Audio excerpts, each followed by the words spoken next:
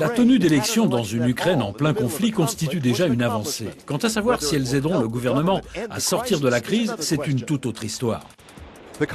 Le cessez-le-feu ne semble pas réel. Les troupes russes se sont retirées. Mais le soutien de la Russie aux rebelles perdure. Les présidents russes et ukrainiens se sont rencontrés.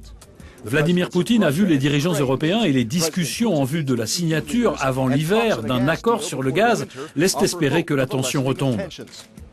Le résultat des élections changera-t-il quelque chose? Que doivent faire l'Union européenne et les Occidentaux désormais? Assouplir les sanctions contre la Russie ou attendre de voir?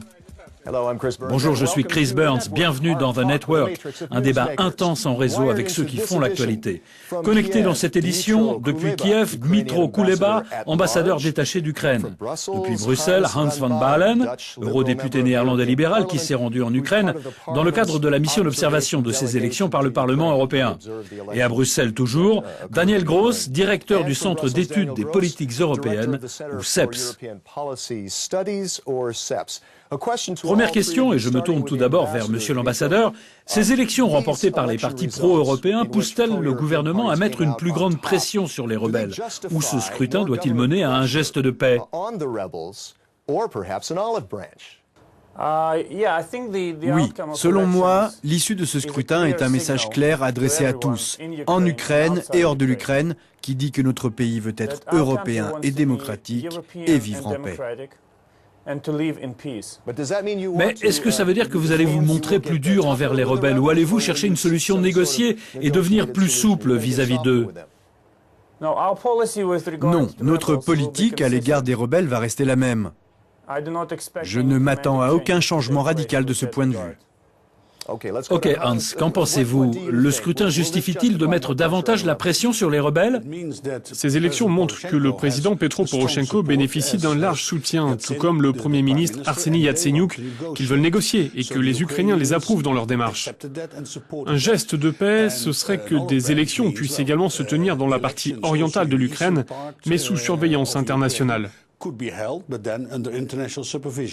Daniel, faut-il ou non attendre un geste de paix? Un geste de paix pourrait intervenir, mais je doute qu'il aurait beaucoup d'effet parce que les rebelles à l'Est savent très bien ce qu'ils veulent, leur propre mini-État indépendant.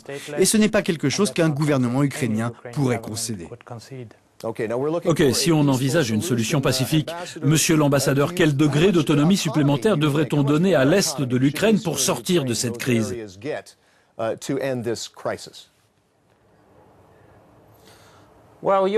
Eh bien, vous avez raison. La crise actuelle est en train de dévaster l'Ukraine. Nous sommes prêts à faire des compromis, mais il y a 3 sujets sur lesquels nous ne négocierons pas, à savoir l'intégrité territoriale, la souveraineté et l'orientation européenne de l'Ukraine. Sur tous les autres sujets, on peut discuter avec les rebelles, on peut discuter avec la Russie, on peut discuter avec tous ceux qui pourraient nous aider à trouver une issue à cette crise dans l'est de l'Ukraine. Daniel, les autorités ukrainiennes ne semblent pas prêtes à bouger sur des questions clés pour lesquelles les séparatistes réclament des évolutions. Quel est votre avis? Tout à fait. Selon moi, il y a très peu de choses à négocier dans la mesure où ces gens ont obtenu ce qu'ils ont par la force. Ils ne sont pas susceptibles de céder quoi que ce soit du fait d'une élection et donc des négociations peuvent être menées sur des aspects superficiels, mais en réalité ce sont les armes qui parleront, comme elles l'ont déjà fait, et c'est vraiment ce qui va déterminer le résultat final. Hans, pensez-vous qu'au bout du compte, les choses se régleront sur le champ de bataille? Pas nécessairement, parce que des sanctions fortes s'exercent sur Vladimir Poutine. L'issue est entre ses mains, c'est lui qui est l'agresseur. Il pourrait stopper l'agression et dire « laissons les Ukrainiens gérer les choses eux-mêmes ». Donc mettre la pression sur Poutine est la seule façon de sortir de cette situation.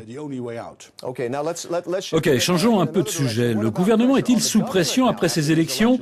Il doit à présent respecter ses engagements dans le cadre de l'accord d'association avec l'Union européenne, réformer l'économie, lutter contre la corruption et améliorer les conditions de gestion des affaires publiques.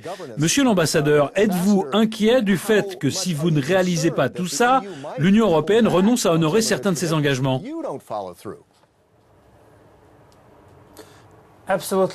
Absolument pas. Nous faisons confiance à nos amis et partenaires européens. Mais selon moi, le plus important, c'est que la pression la plus forte exercée sur le gouvernement viendra de la population ukrainienne. Ce sont les Ukrainiens qui vont pousser le gouvernement à mener des réformes pro-européennes. Daniel, le mouvement de Maïdan, est-ce juste une nouvelle révolution orange qui va se solder par un échec? Faites-vous confiance au gouvernement pour qu'il fasse ce qu'il a promis? Il y a une pression réelle à la base. Il est assez évident que les Ukrainiens réclament des réformes, qu'ils veulent que les politiques aient une orientation européenne. Malheureusement, comme on l'a constaté dans de nombreux pays européens, en particulier du sud-est de l'Europe, les gens n'obtiennent pas toujours ce qu'ils veulent. Et parfois la corruption et la mauvaise gestion continuent et c'est le défi que doit relever le gouvernement, passer à l'action. Hans, vous êtes allé en Ukraine récemment et un certain nombre de fois, je crois. Quel est votre point de vue? Le gouvernement sera-t-il capable de suivre la ligne de conduite qu'il s'est fixée en prenant ses engagements? J'en suis sûr, et aussi parce que c'est ce que les gens réclament. L'Ukraine doit suivre l'exemple de la Pologne, appliquer des réformes réelles, lutter contre la corruption, se doter d'une meilleure gouvernance. Et c'est réalisable, les Polonais ont montré la voie. Donc l'Ukraine doit suivre cet exemple, et elle prospérera. Si elle ne le fait pas, son avenir ne pourra être que très négatif. Oui, et parmi les Européens, on exprime un ras-le-bol quand il s'agit d'aider. Monsieur l'ambassadeur, que devrait faire l'Union européenne à présent pour soutenir votre gouvernement d'un point de vue économique et militaire?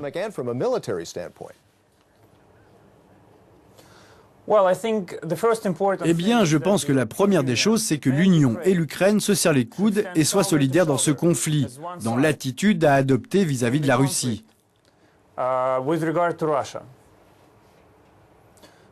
Donc pour l'instant, aucun assouplissement des sanctions et de la pression politique sur la Fédération de Russie n'est possible. D'un autre côté, ce que nous attendons de l'Union européenne, c'est qu'elle nous aide à appliquer des réformes qui sont essentielles à la survie et au développement de notre pays. Ok, mais qu'est-ce que ça veut dire exactement, monsieur l'ambassadeur? Que devrait faire l'Union? Vous donner plus de financement? Se montrer plus indulgente? Vous aider dans le dossier du gaz, par exemple? Ça signifie un soutien financier technique, un échange de savoir-faire, de bonnes pratiques, d'expériences. Nous sommes ouverts à ce genre de coopération. Hans, il y a eu des élections en Europe ce printemps. Les Européens sont-ils en mesure de tolérer un plus grand soutien à l'Ukraine quand les choses vont mal dans leur propre pays? Ils le peuvent, parce que si on abandonne l'Ukraine, c'est Poutine, l'agresseur, et non le droit international qui l'emportera. Ce qui serait une mauvaise chose, également pour les autres pays en Europe. Donc je pense que les Européens soutiendront leurs responsables politiques dans leur démarche d'aider l'Ukraine sur la base des réformes réelles menées dans ce pays. Dernière question rapidement. Daniel, faut-il maintenir en l'état les sanctions contre la Russie ou alors les assouplir du fait qu'il y a eu des élections et que le gouvernement dispose d'un mandat pour agir? Non, elles ne doivent certainement pas être assouplies du fait de ces élections libres en Ukraine. Elles pourraient être assouplies si la Russie faisait des concessions sur les zones contrôlées par les rebelles. Et pour vous, Dmytro, les sanctions devraient-elles rester telles qu'elles sont, être durcies ou alors assouplies du fait des résultats de ces élections? Vous disposez d'un mandat désormais? Eh bien, les sanctions dépendent de l'attitude de la Russie. Si on constate que la Russie prend clairement l'engagement de faire baisser les tensions, de ramener la paix en Ukraine, alors on pourra parler de modifier la stratégie de sanctions. Mais jusqu'à présent, ce n'est pas ce que la Russie a fait. Hans, très brièvement, le PDG du groupe Total, Christophe de Margerie, qui a récemment trouvé la mort dans un accident d'avion, faisait partie des industriels et chefs d'entreprise occidentaux qui ont dit qu'il fallait collaborer avec les Russes, travailler de manière constructive et non le contraire. Voyez-vous une certaine logique dans ces propos ou devons-nous rester fermes en matière de sanctions? Il n'y a aucune logique à parler avec des agresseurs. Vladimir Poutine devrait changer sa politique, se retirer d'Ukraine et laisser les Ukrainiens gérer leur situation intérieure. C'est l'objectif des sanctions. Aujourd'hui, il n'est absolument pas question d'assouplir les sanctions. Hans, merci beaucoup. C'est tout pour aujourd'hui. Je voudrais remercier nos invités, Dmytro Kuleba, Hans Van Baalen et Daniel Gross. C'était Chris Burns et à bientôt pour une prochaine connexion à The Network.